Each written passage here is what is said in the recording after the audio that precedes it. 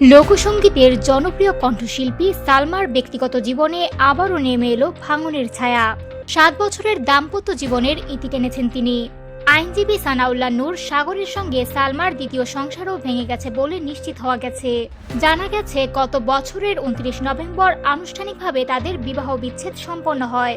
দীর্ঘদিন ধরেই এই দম্পতির দাম্পত্য জীবনে অশান্তির গুঞ্জন শোনা যাচ্ছিল, তবে এতদিন বিষয়টি প্রকাশ্যে আসেনি। অবশেষে মঙ্গলবার অর্থাৎ ৩০ ডিসেম্বর নিজেই সামাজিক যোগাযোগ মাধ্যমে দেওয়া এক পোস্টে বিচ্ছেদের বিষয়টি নিশ্চিত করেন সানাউল্লাহ নূর সাগর।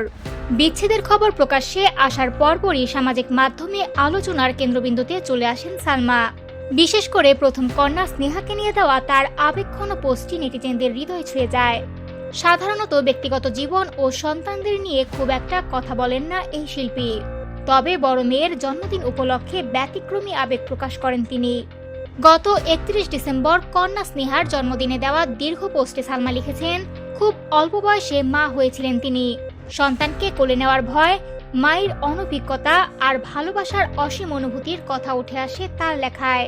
মেয়েদের জন্য একটাই চাওয়া, এই নিষ্ঠুর পৃথিবীতে তারা যেন সুখী ও নিরাপদ জীবন পায়। সালমা আরও লেখেন, মেয়েরা যেন নিজেদের এমনভাবে গড়ে তোলে যাতে ভবিষ্যতে কেউ তাদের ক্ষতি করতে না পারে।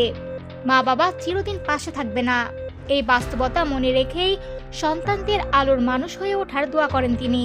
উল্লেখ্য, ২০১১ সালে পারিবারিকভাবে দিনাজপুর ৬ আসনের সাবেক সংসদ সদস্য শিবলি সাদিকের সঙ্গে সালমার প্রথম বিয়ে হয়।